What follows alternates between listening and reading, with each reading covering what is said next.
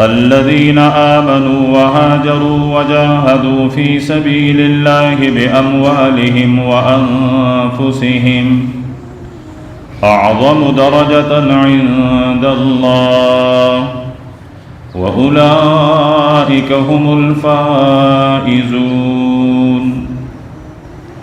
يبشرهم ربهم برحمة منه ورضوان وجنات لهم فيها نعيم مقيم خالدين فيها أبدا إن الله عنده أجر عظيم۔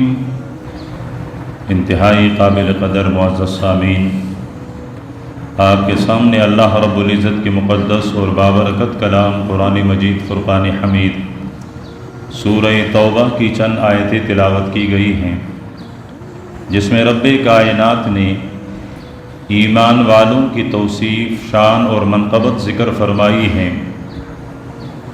کہ وہ لوگ جو ایمان لائے اور اپنی ایمان کے حفاظت کے لیے انہوں نے ہجرت کی، اللہ کے راستے میں جہاد کی اپنی مال اور جان کو لے کر، فرمایا کہ ان کا مقام، ان کا درجہ اللہ کے ہاں بہت ہی بلند ہے، اور یہی لوگ ہمیشہ سے کامیاب اور کامران ہیں۔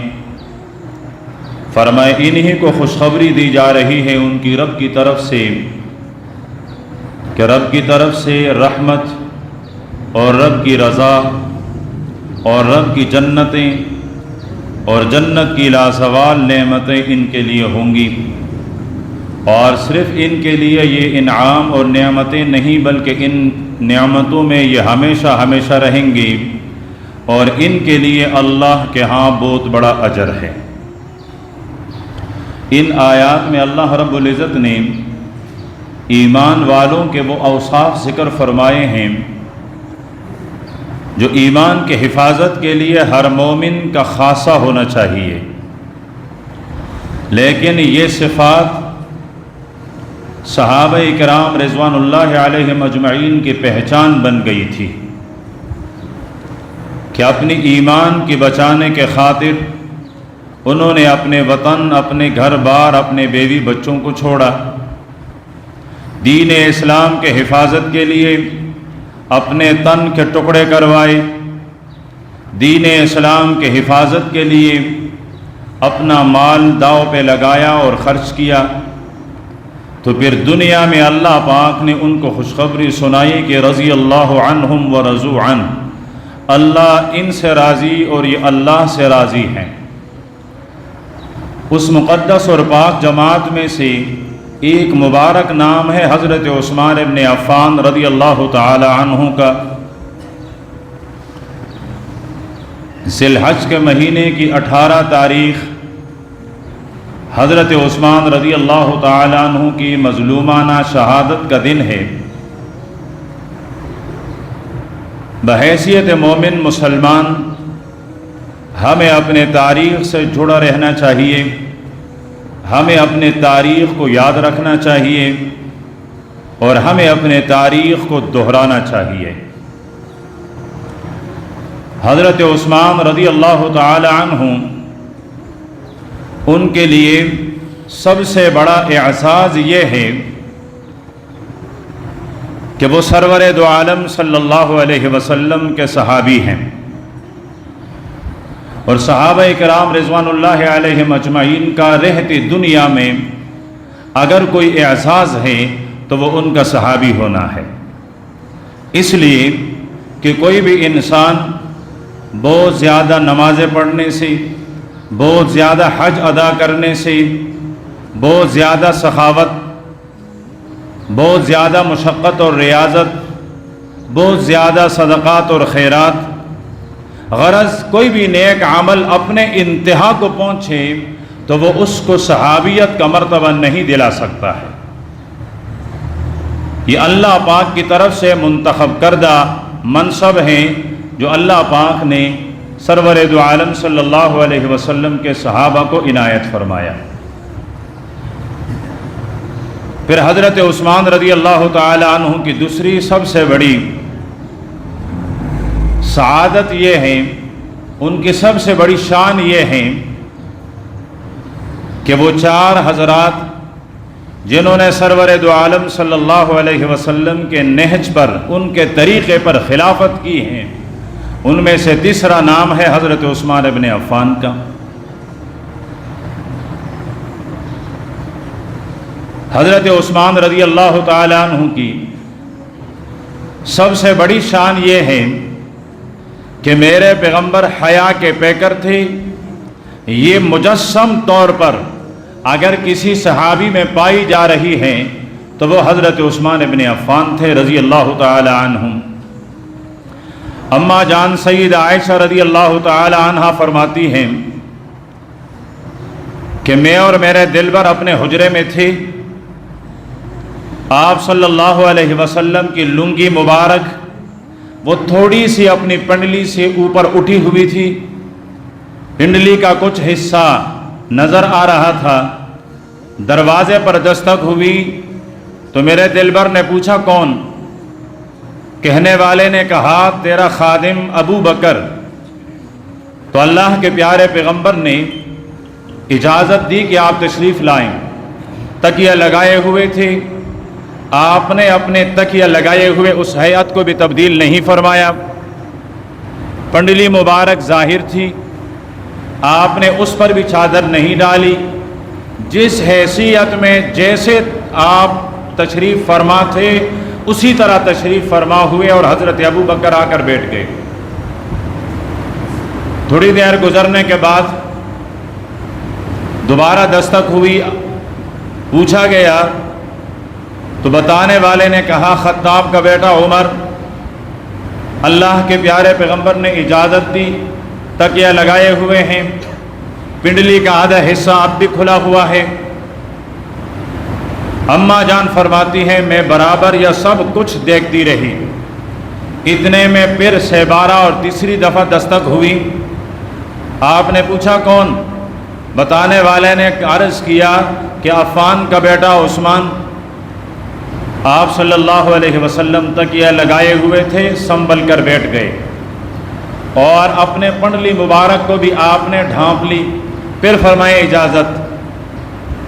ان کی آپس میں باتیں ہوئی، مجلس اختتام کو پہنچی، یہ سارے لوگ اپنے گھروں کو چل دیے۔ اما جان سید عائشہ رضی اللہ تعالی عنہ پوچھنے لگی میرے دلبر عجیب معاملہ ہوا، میرے بابا آئے آپ اپنی حالت پر رہے، حضرت عمر آئے آپ نے حالت تبدیل نہیں کی، کیا وجہ تھی؟ عثمان تو آپ کا داماد ہیں، داماد بیٹے جیسا ہوتا ہے، اس کے سامنے تو بے تکلفی روا رکھی جاتی ہیں، لیکن آپ سنبھل کر بیٹھے، آپ نے پنڈلی کا وہ حصہ بھی چھپایا۔ معاملہ کیا تھا؟ اللہ کے پیارے پیغمبر نے ارشاد فرمایا میری حمیرہ الا استحیی من رجل تستحیی منہ الملائک، فرمایا میں اس آدمی سے حیا کیوں نہ کروں جس ہستی سے آسمان کے فرشتے بھی حیا کرتے ہیں۔ تو میرے پیغمبر سے حضرت عثمان کو حیا ورثے میں ملی ہوئی تھی۔ حضرت عثمان فرماتے ہیں حمام کی 4 دیواری میں زندگی بھر مجھے یاد نہیں ہے کہ مکمل بے لباس ہو کر میں نے کبھی غسل کیا ہو۔ پوری زندگی، خواہ وہ اسلام سے پہلی والی زندگی ہے یا اسلام کا مزین اور خوبصورت زندگی ہے، لیکن میں حمام کی 4 دیواری میں بھی کبھی مکمل بے لباس ہو کر میں نے غسل نہیں کیا ہے۔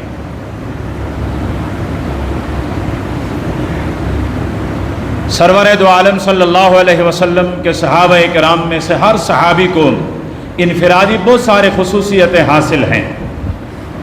ایک خصوصیت جو اس آیت میں ذکر فرمائی کہ الذین آمنوا وہاجروا، وہ ایمان والے جنہوں نے اپنے ایمان کی بچانے کے لیے ہجرت کی۔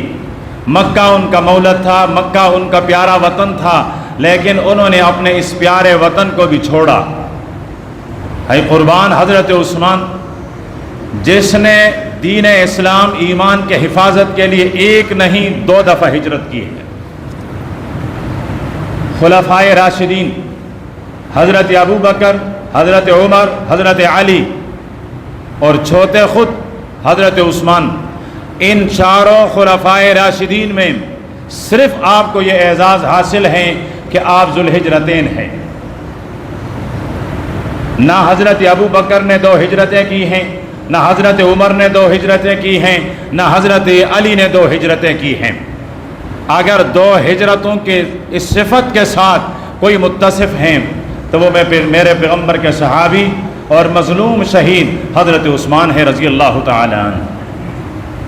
صرف اکیلے نہیں، اپنے بیوی کو لے کر، اپنے اہل خانہ کو لے کر پہلے حبشے کی ہجرت کی اور اس کے بعد مدینے کی ہجرت کی۔ یہ اعزاز حاصل ہے حضرت عثمان رضی اللہ تعالی عنہ۔ خلفائے راشدین میں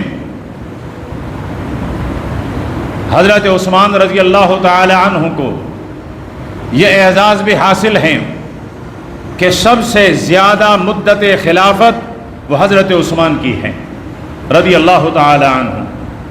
حضرت ابو بکر رضی اللہ تعالی عنہ کو خلافت کے 2 سال ملے، حضرت عمر رضی اللہ تعالی عنہ کو 10 سال ملے، حضرت علی رضی اللہ تعالی عنہ کو 5 سال اور کچھ مہینے ملے، اور حضرت عثمان رضی اللہ تعالی عنہ 12 دن کم 12 سال خلافت کے مسند پر متمکن رہے۔ سرور دو عالم صلی اللہ علیہ وسلم جب دنیا سے پردہ فرما رہے تھے، اس وقت اسلام کا یہ عظیم علم اور جھنڈا وہ 9 لاکھ مربع میل پر لہرا رہا تھا۔ حضرت ابو بکر نے آ کر اس میں 2 لاکھ مربع کی اضافہ کیا، پھر حضرت عمر رضی اللہ تعالیٰ عنہ کا مبارک دور آیا تو حضرت عمر رضی اللہ تعالیٰ عنہ نے 11 لاکھ مربع کا اضافہ کیا۔ ہائے قربان عثمان، جب ان کا دور خلافت آیا تو اکیلے تنہا حضرت عثمان نے اسلام کی سرزمین کو کیا وسعت دی، اسلام کا جھنڈا کہاں کہاں لہرایا، 44 لاکھ مربع میل تک پھیلایا۔ 44 لاکھ مربع میل یہ اسلام پھیلا ہے حضرت عثمان رضی اللہ تعالیٰ عنہ کے دور میں۔ اے عثمان، سبائی ٹولہ آپ کو اس بے دردے سے شہید نہ کرتے تو کیا کرتے؟ آپ نے تو ان کی شہ رکھ کاٹ ڈالی تھی۔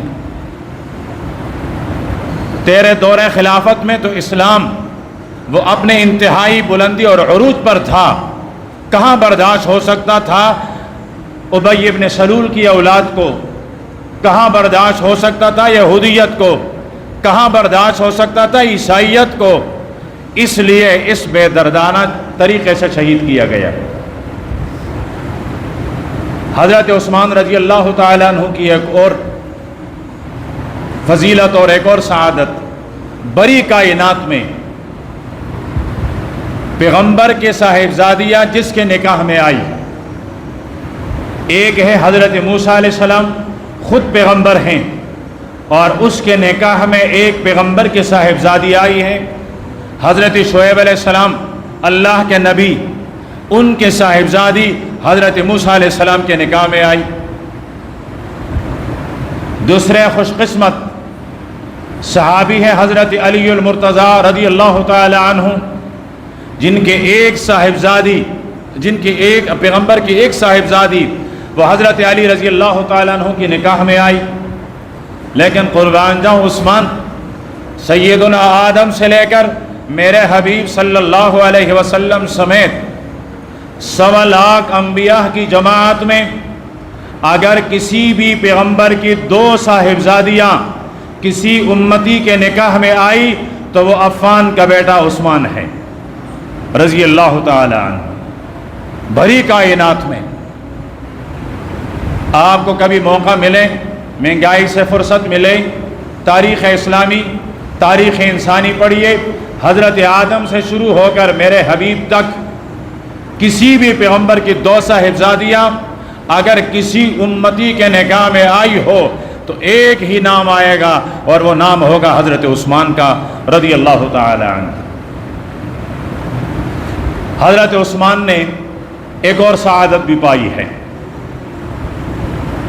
رشتہ داری میں۔ حضرت ابو بکر میرے پیغمبر کے ساتھ 9ویں پشت میں جا کر ملتا ہے۔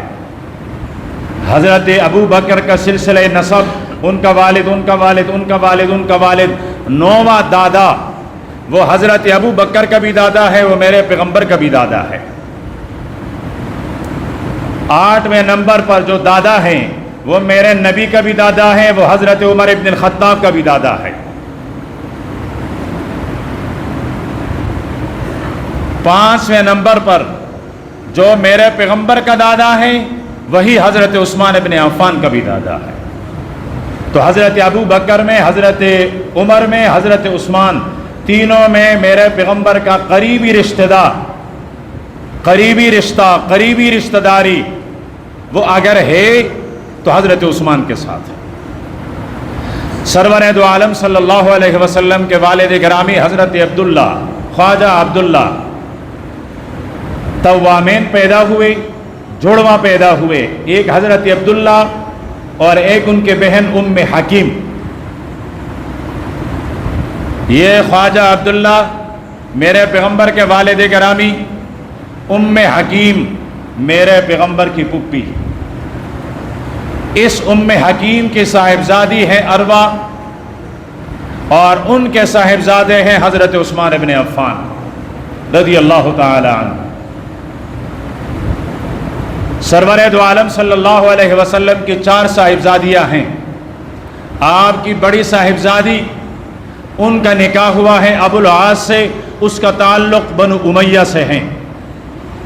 آپ کی دوسری تیسری صاحبزادی، ان کا نکاح حضرت عثمان سے ہوا ہے اور حضرت عثمان کا تعلق بھی بنو امیہ سے ہے۔ آپ نے اگر کچھ کہنا ہے، آپ نے لڑانا ہے بنو ہاشم کو اور بنو امیہ کو، آپ نے لڑانا ہے بنو امیہ اور قریش کو، تو خوب مزے سے لڑائیے، لیکن خیال رکھیے میرے پیغمبر کے قریبی رشتہ دار ہیں، باپ کے طرف سے بھی، والدہ کی طرف سے بھی۔ حضرت عثمان رضی اللہ تعالیٰ عنہ کو ایک اور فضیلت حاصل ہے۔ ایک خواب دیکھا حضرت ابراہیم نے، ایک خواب دیکھا میرے حبیب نے۔ خواب دیکھا حضرت ابراہیم نے اپنے بچے کو ذبح کر رہا ہے، قربانی کی تاریخ ٹھہری۔ ایک خواب دیکھا میرے حبیب نے کہ صحابہ کرام کے جرمٹ میں خانہ کعبہ کا طواف کر رہا ہوں۔ صبح ہوئی، صحابہ کرام سے فرمایا میں نے خواب دیکھا ہے، میں خانہ کعبہ کا طواف کر رہا ہوں، مجھے اشتیاق تھا کہ میں جا کر عمرہ ادا کروں، میں عمرے کے لیے جا رہا ہوں، آپ میں سے کون میرے ساتھ تیار ہوں گے؟ جلدی جلدی صحابہ کرام تیار ہوتے گئے، لشکر بنتا گیا، 1400 سے زائد صحابہ کرام تیار ہو گئے۔ سرور دو عالم صلی اللہ علیہ وسلم مدینے سے نکلے، ہدیے کے جانور بھی ساتھ میں ہیں، احرام باندھے ہوئے ہیں، مقام حدیبیہ پر پہنچے۔ حدیبیہ کے بارے میں پہلے بھی بہت بتا چکا ہوں، اب تفصیل کا وقت نہیں، میں اشارہ عرض کرنا چاہ رہا ہوں۔ حدیبیہ کے مقام پر پہنچے، وہاں کافروں کی طرف سے پیغام آیا کہ ہم آپ کو اس سال عمرہ ادا نہیں کرانے دیں گے، آپ عمرہ ادا نہیں کر سکیں گے۔ سرور دو عالم صلی اللہ علیہ وسلم نے صحابہ کرام کو جمع کیا، ان سے مشاورت فرمائی اور آپ نے فرمایا میری رائے یہ ہے کہ صحابہ کرام کی جماعت میں سے خطاب کا بیٹا عمر وہ ہماری طرف سے قاصد بن کر مکے میں جائیں اور مکے والوں سے کہیں کہ ہم لڑنے کے لیے نہیں آ رہے ہیں، ہم نہتے ہیں، ہماری تلواریں نیام میں ہیں، ہم لڑیں گے نہیں، صرف عمرہ ادا کر کے واپس چلے جائیں گے۔ حضرت عمر رضی اللہ تعالیٰ عنہ کھڑے ہوئے، عرض کرنے لگے آقا اگر حکم ہیں تو بسر چشم مجھے منظور ہیں، لیکن اگر آپ کی رائے ہے، آپ کا مشورہ ہے تو بطور مشورہ میری پھر تجویز یہ ہے، میری رائے یہ ہے کہ مجھ عمر کو نہ بھیجا جائے، اس کی ایک بنیادی وجہ میرے خاندان والوں کا وہاں اتنا راو روا، یہاں ان کی اتنی بات نہیں چلتی ہے۔ پھر دوسری بات یہ ہے کہ آپ جس مشن پر مجھے بھیج رہے ہیں وہ مشن جمالی ہیں، اور جس کو بھیجا جا رہا ہے وہ اپنی طبیعت سے جلالی ہیں۔ سرور دو عالم صلی اللہ علیہ وسلم نے دیکھا، فرمایا پھر تیری رائے کیا ہے، کس کو بھیجا جائے؟ فرمایا عثمان کو بھیجا جائے۔ اللہ کے نبی نے فرمایا میری بھی تجویز یہ ہے کہ عثمان جائے۔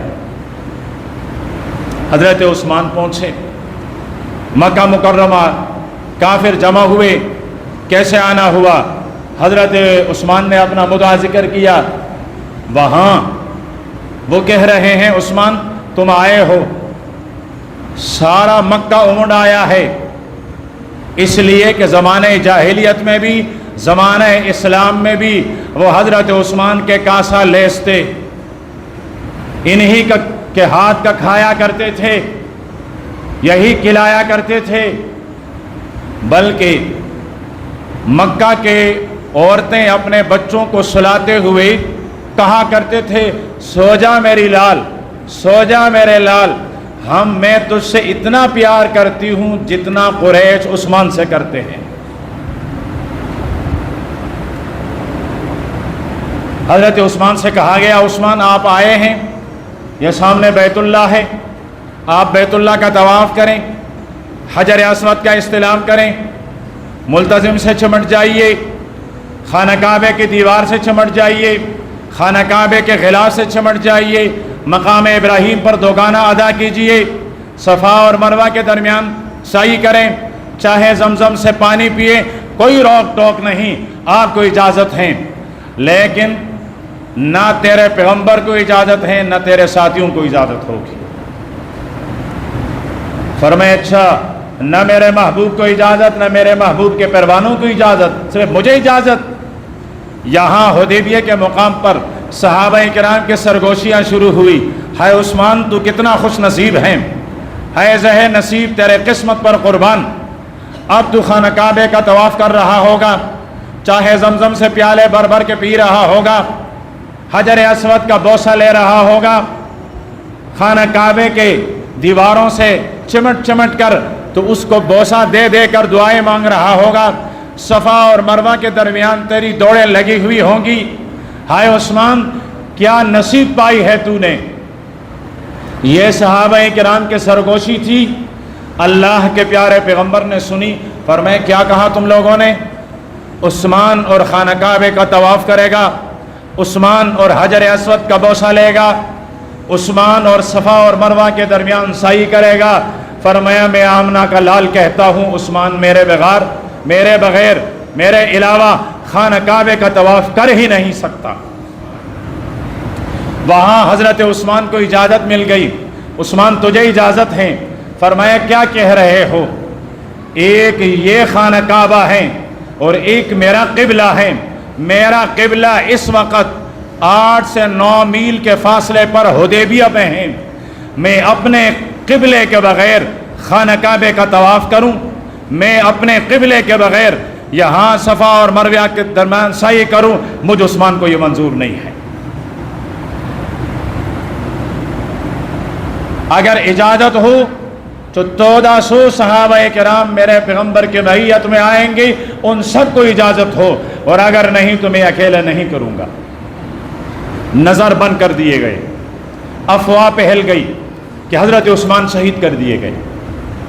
سرور دو عالم صلی اللہ علیہ وسلم حدیبیہ کے مقام پر اپنے خیمے میں ہیں، اطلاع مل گئی جی آپ کا قاصد حضرت عثمان شہید کر دیا گیا۔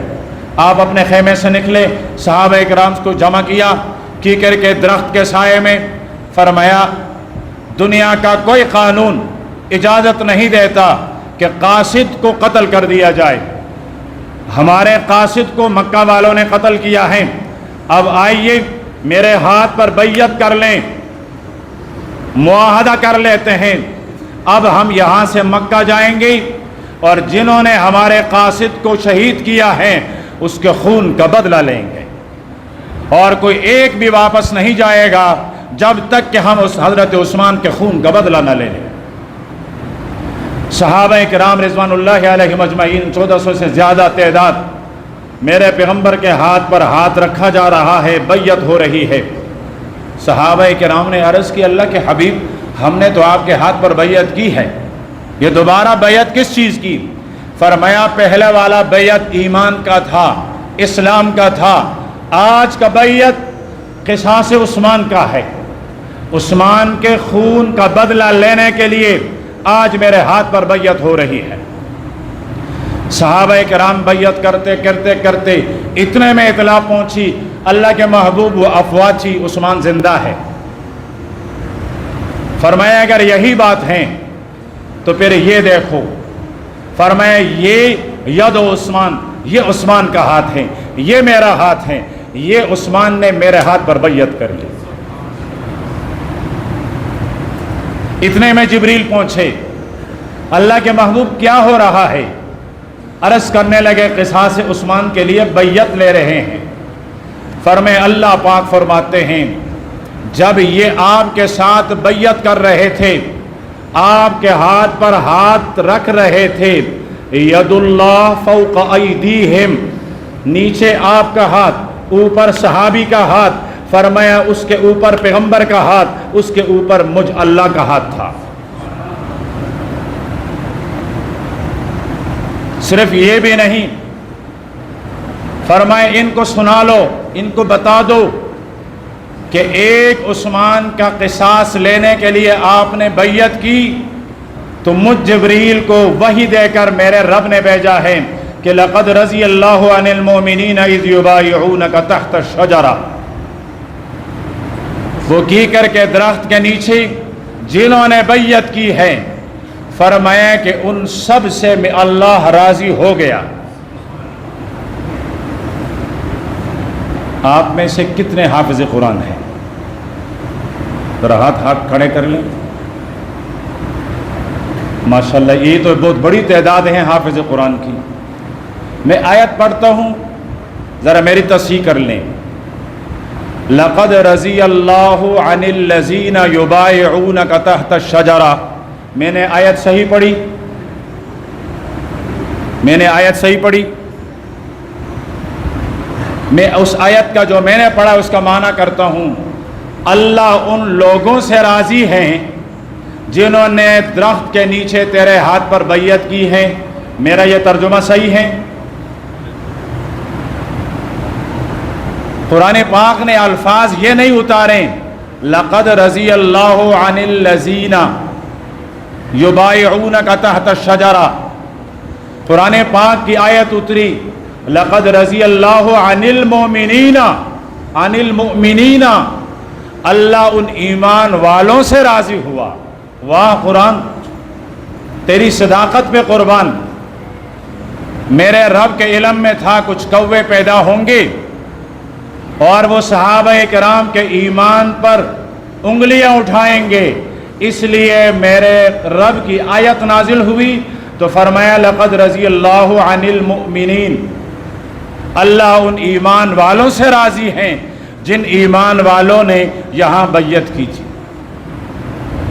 تو حضرت عثمان کو یہ اعزاز حاصل ہے کہ آپ کی وجہ سے 1400 سے زائد صحابہ کرام کو اللہ پاک کی رضا کی سند مل گئی۔ بڑی امت میں اس طرح کے معاملات میں حضرت عثمان اس کو یہ اعزاز حاصل ہے کہ وہ میرے پیغمبر کا نمائندہ بن کر گئے اور اس نمائندے کا خون بہا اور اس کا قصاص لینے کے لیے میرے پیغمبر نے 1450 صحابہ کرام ان کی جانیں داؤ پہ لگانے کا حکم دیا، اور ان میں عام صحابہ نہیں، حضرت ابو بکر ہیں، حضرت عمر ہیں، حضرت علی ہیں، حضرت طلحہ ہیں، حضرت سعد ہیں، حضرت عبد الرحمن ابن عوف ہیں، عشرہ مبشرہ، حضرت عثمان کے علاوہ 9 صحابہ تو وہ ہیں۔ فرمایا اگر میرے عثمان اس کا خون کا بدلہ لیں گے، اس کے لیے ہم سب کی جانیں کیوں نہ لگا، داؤ پہ نہ لگ جائے۔ اس سے معلوم ہوتا ہے قصاص عثمان کا معاملہ کتنا اہم تھا، کتنا اہم تھا قصاص عثمان کا معاملہ۔ یہ صرف تاریخ نہیں ہے، یہ قرآن پاک کا سبق ہے، یہ قرآن پاک کا دیا ہوا فکر ہے۔ کون عثمان؟ سرور دو عالم صلی اللہ علیہ وسلم کی زندگی کا آخری غزوہ ہے، سب سے بڑا غزوہ غزوہ تبوک کا ہے۔ وہ مدینے کو ملیا میٹ کرنے کے لیے آ رہے ہیں، سخت گرمی ہے، کھجوریں پکی ہیں۔ میرے پیغمبر نے صحابہ کرام سے فرمایا دشمن ہم سے کئی گنا زیادہ ہے، اور یہ پہلی دفعہ بتایا جا رہا ہے۔ پھر ارشاد فرمایا کہ مسافت اور سفر بھی 1 مہینے کا ہے، موسم بھی گرمی کا، مدینے میں کھجوریں بھی پکی ہوئی۔ فرمایا چلنا ہے۔ صحابہ کرام تیار ہوئے۔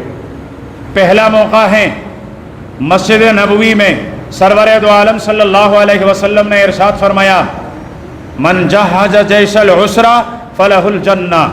فرمایا آج اس لشکر کی تیاری جو کروائے گا وہ جنتی ہوگا۔ میرے پیغمبر نے دائیں جانب دیکھا، حضرت عثمان اٹھے۔ ایک روایت کے مطابق 100 اونٹ، ایک روایت کے مطابق 200 اونٹ، ایک روایت کے مطابق 300 اونٹ۔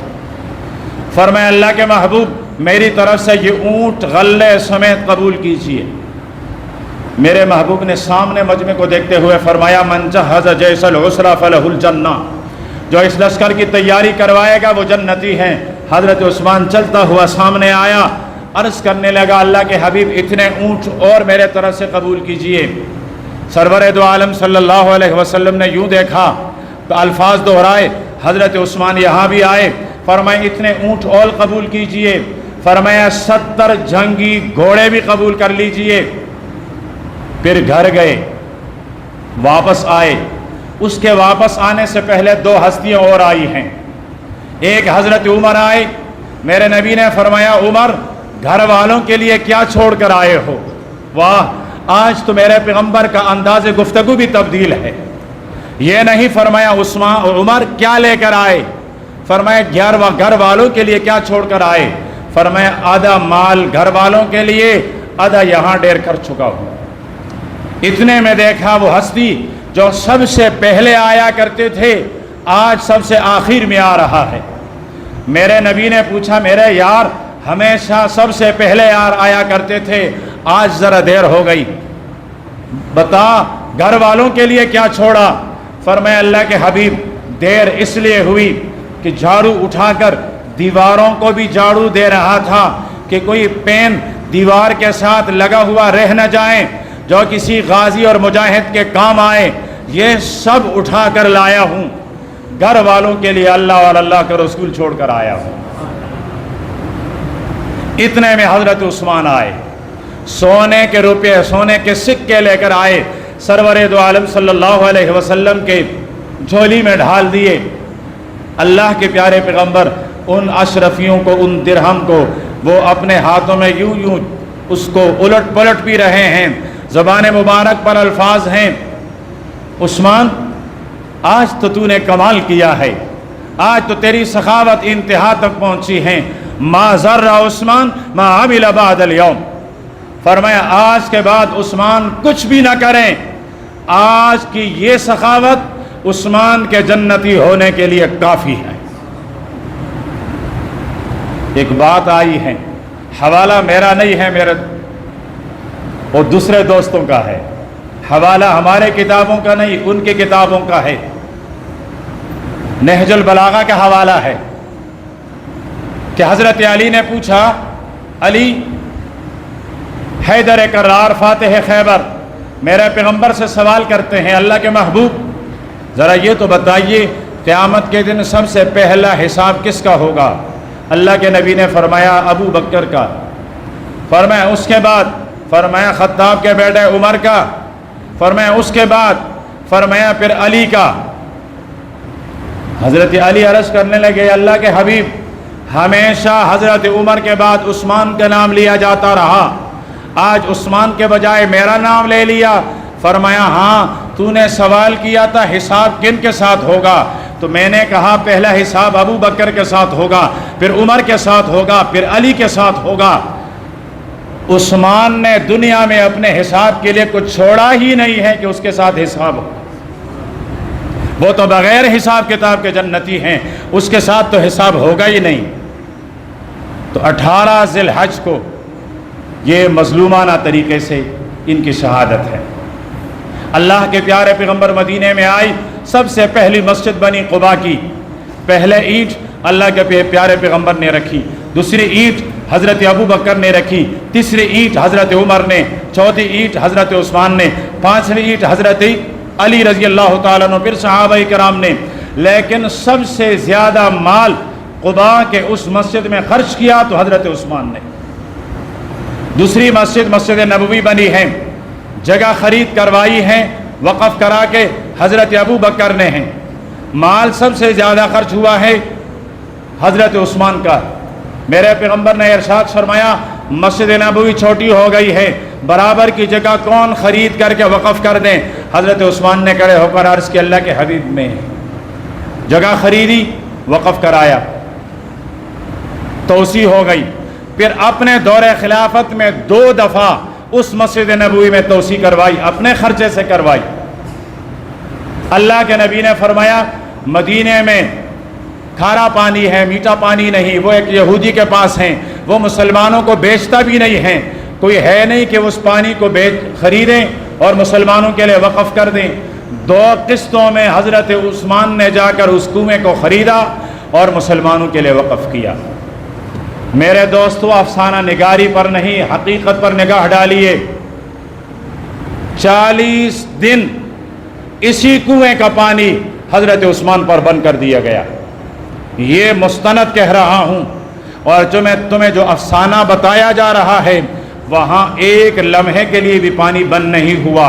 ان کی کتابوں میں ہے کہ امام اپنے خیمے کے بعد نکلے، پیچھے حصے میں گئے، جگہ کھودی اور وہاں سے پانی نکل آیا اور امام نے غسل کیا. اپنی کتابوں کی نہیں، ان کی کتابوں میں ہیں.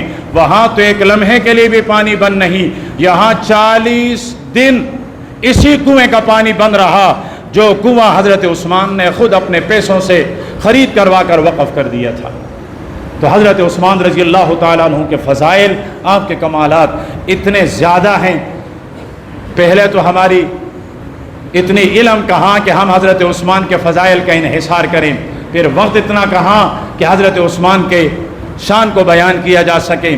لیکن ایک چیز حضرت عثمان کی زندگی کا وہ ہمیں جو نمایاں طور پر ملتا ہے وہ ہے حضرت عثمان کی سخاوت، وہ ہے حضرت عثمان کی سخاوت. تو ہم نے ہر صحابی کی سیرت کو اپنانا ہے، ہر صحابی کے سیرت کو، اور اس کے سیرت کے جو اچھلے ہوئے پہلو ہیں اس کو اپنانا ہے. تو ان میں سے ایک سخاوت ہے.